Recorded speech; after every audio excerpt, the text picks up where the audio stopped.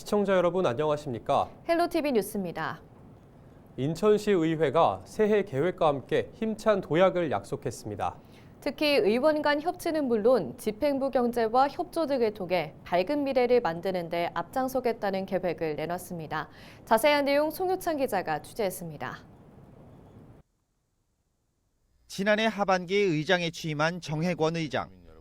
지난 6개월간 취임 당시 공언했던 협치와 의회 위상 강화, 그리고 일하는 의회라는 목표 실현을 위해 쉼없이 달려왔다고 소회를 밝혔습니다. 특히 동료 의원들 간의 긴밀한 협력을 통해 의회 본연의 역할인 집행부 견제와 또 정책 감시를 충실히 이행하고자 했습니다. 앞으로도 열린 의장실을 통해 시민과 대화하고 사회 이슈를 발굴해 담론의 장을 마련하겠다는 약속도 전했습니다. 지난해 가장 아쉬웠던 것으로는 낮은 청렴도 평가와 에이펙 유치 실패를 꼽았습니다. 인천시 의회는 지난해 전국 광역의회 가운데 유일하게 5등급을 받아 청렴도 꼴찌 광역의회라는 꼬리표를 달게 됐습니다. 앞선 2023년에는 3등급으로 양호한 수준이었습니다. 올해는 청렴도를 끌어올리기 위한 노력에 더욱 힘쓰겠다는 입장입니다. 새해부터는 의회 차원에서도 청렴도 향상을 위한 교육 강화, 자체 청렴 향상 결의 다짐, 관련 조례 등 개정 등을 다양한 정책들을 추진할 것이고, 의원들과 더욱 활발한 소통을 통한 탄탄한 협치를 이루어 진정한 풀뿌리 민주주의 정치를 실현하겠습니다. 정 의장은 올 한 해도 시민과의 약속을 지키기 위해 최선의 노력을 다하겠다며 의장의 책임과 의무를 강조했습니다. 특히 다양한 현안 해결을 위해 의회와 집행부 간 협력 강화와 도시균형 발전을 위한 정책 개발, 지방자치 역량 강화를 위한 법적 기반 마련에도 힘쓸 계획입니다. 집행부와도 보다 돈독한 관계를 유지해 인천 시민들을 위한 사업에 관심을 가지고 지원해서 시민들이 안정적이고 행복하게 살 수 있도록 머리를 맞댈 계획입니다. 협치와 견제를 바탕으로 의회 본연의 역할에 힘쓰겠다는 정혜권 의장. 청렴도 향상은 물론 인천시 의회에 새로운 바람이 불 수 있을지 관심이 모아지고 있습니다. 헬로티비 뉴스 송유창입니다. 부천시가 21일 신년 기자회견을 열고 부천형 기본사회와 핵심 동력을 시정 방향으로 발표했습니다. 이에 대해 조용익 부천시장은 돌봄, 교육, 교통, 주거, 소득 등 시민 삶과 밀접한 분야에서 부천형 기본사회 정책을 설명했습니다. 부천형 기본사회 정책의 주요 내용은 복지 안전망인 온스토어, 스마트온 부천 앱의 활성화, 초등학교 신입생 입학준비금, 광역형 DRT와 똑버스, 부천 문화 레지던스 청년 주거비 등이 포함됐습니다.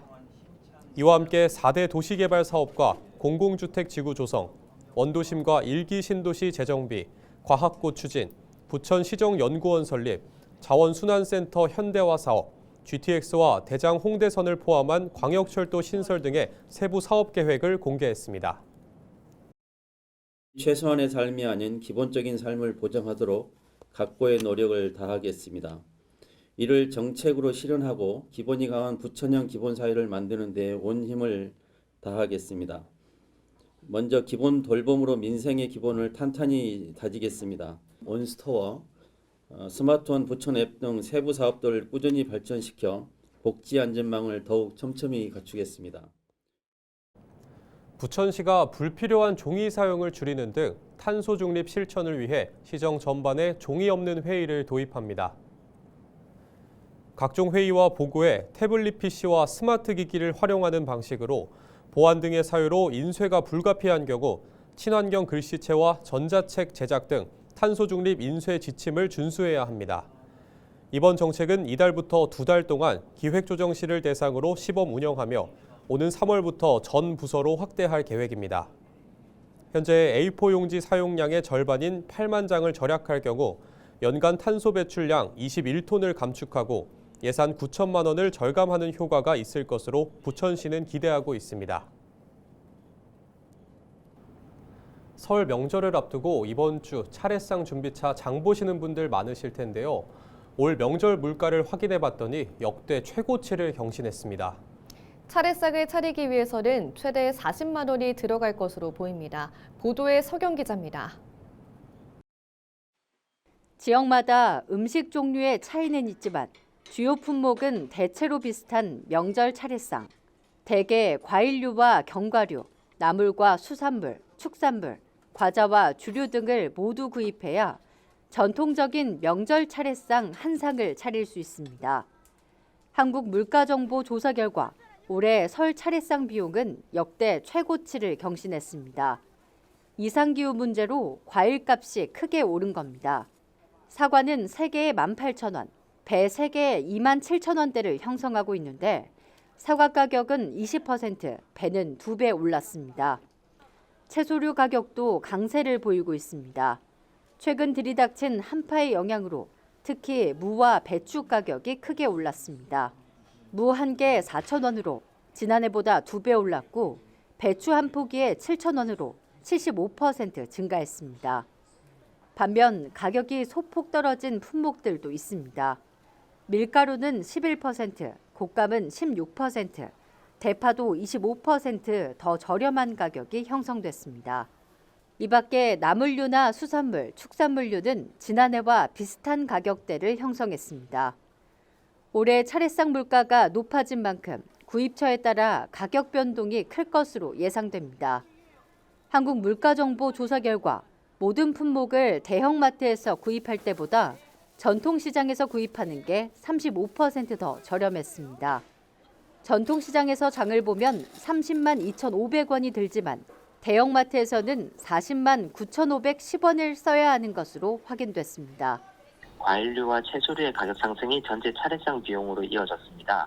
접근성과 편의성은 조금 부족하지만 일부 공산품을 제외하면 전통시장이 대형마트보다 가격도 저렴하고 품질도 좋아 전통시장에서 설 차례상 품목을 구매하는 것이 알뜰 상차림의 지름길이 될 전망으로 보고 있습니다. 이런 이유로 평소 편의상 대형마트를 찾던 지역민들도 명절을 앞두고는 전통시장으로 발길을 돌리고 있습니다. 때문에 지역 전통시장은 모처럼 활기를 띠고 있습니다. 여러 가지 물건들이 많아서 생각지도 못했던 물건들을 살 수도 있고 또 보이니까 여러 가지가 보이고 싱싱해서 좋습니다. 향에 오면 싱싱하고 일단 마트보다 싸고 모든 게 다 마트의 비결이 안 되죠. 그래서 저는 5일마다 한 번씩 시장으로 와요. 시대의 흐름에 따라 점차 간소화되는 추세인 명절 차례상. 하지만 민족 대명절 설을 앞두고 제수용품 가격이 크게 오른 가운데 보다 경제적인 구매처 선택이 필요해 보입니다. 헬로티비 뉴스 서경입니다. 경기도교육청이 교육 본질을 회복하겠다며 대학 입시제도 개혁 방안을 발표했습니다. 도교육청은 먼저 2026학년도 중학교 1학년 입학생부터 지필평가에서 서술 논술형 평가를 확대하고 고등학교 전 과목에 절대평가를 도입하는 안을 제시했습니다. 2032학년도 대학 수학능력시험부터는 5단계 절대평가를 적용하고 서술 논술형 평가 문항을 도입하는 내용도 개혁안에 담았습니다. 또 수시와 정시 전형을 포함하고 전형 시기를 조정하는 안도 포함됐습니다. 도교육청은 이번 대입제도 개혁안을 바탕으로 관계기관과 소통해 구체적인 실행법을 찾겠다는 방침입니다.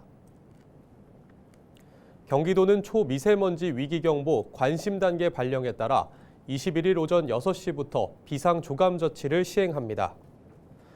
행정공공기관은 장애인 임산부 및 유아 동승, 특수목적 등의 차량과 전기 수소차 및 하이브리드 친환경 차량을 제외한 홀수 차량만 운행할 수 있습니다.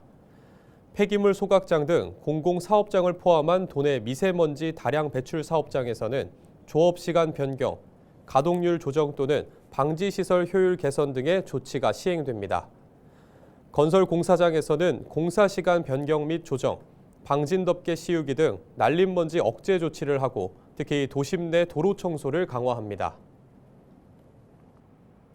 도시생활주택 건축 면적을 전용 면적 85제곱미터까지 허용하는 주택법 시행령 개정안이 21일부터 시행됩니다.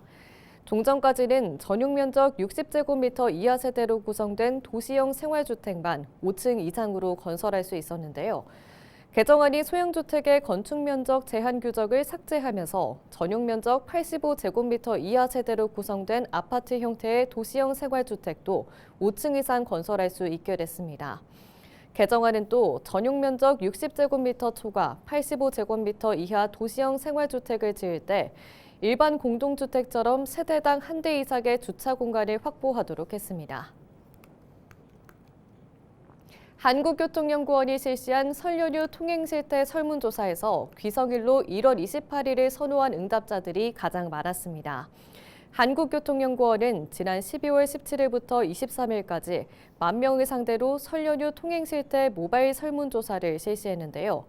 귀성일을 묻는 질문에 1월 28일 오전이라고 응답한 응답이 20.9%로 가장 많았고, 귀경일을 묻는 질문에는 1월 30일 오후라고 한 응답이 22.6%로 가장 많았던 것으로 나타났습니다. 국토교통부는 설 연휴 기간 하루 평균 489만 명이 이동할 것으로 보고 있습니다. 인천시가 오는 25일부터 30일까지 설 연휴 기간 교통과 성묘, 응급의료 등 12개 분야에 걸친 종합대책을 마련하고 종합상황실을 운영합니다. 시는 우선 귀성객들의 원활한 이동과 안전을 위해 대중교통을 증편합니다.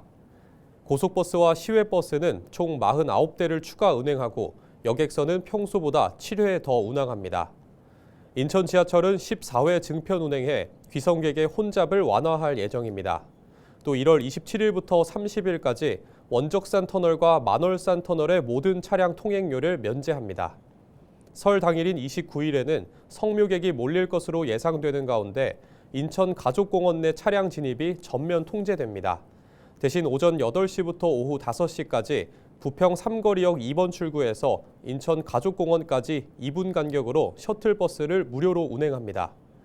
연휴 기간 인하대병원을 비롯한 27개 응급의료기관의 응급실을 24시간 운영하며 지정 날짜에 문을 여는 병의원과 약국을 통해 비상의료체계를 유지할 방침입니다.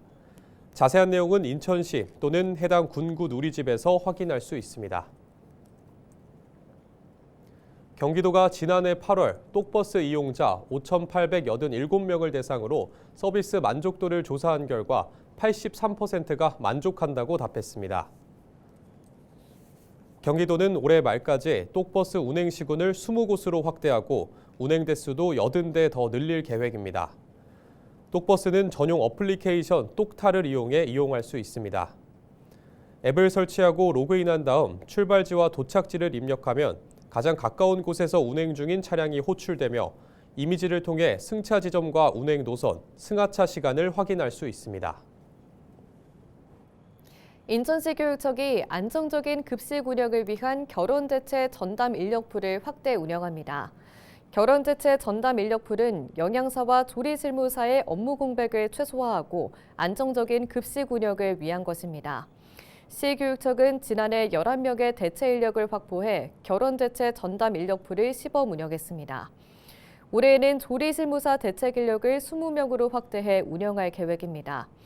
영양교사 결혼에 대한 지원도 시작합니다.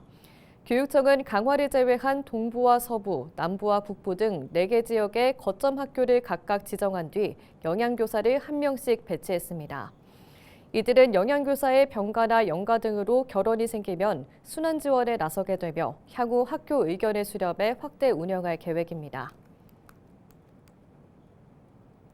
경기도와 경기관광공사가 설 연휴 기간 다양한 특별 할인 및 체험 프로그램을 마련하고 지역경제 활성화 기여 활동에 나서게 됩니다.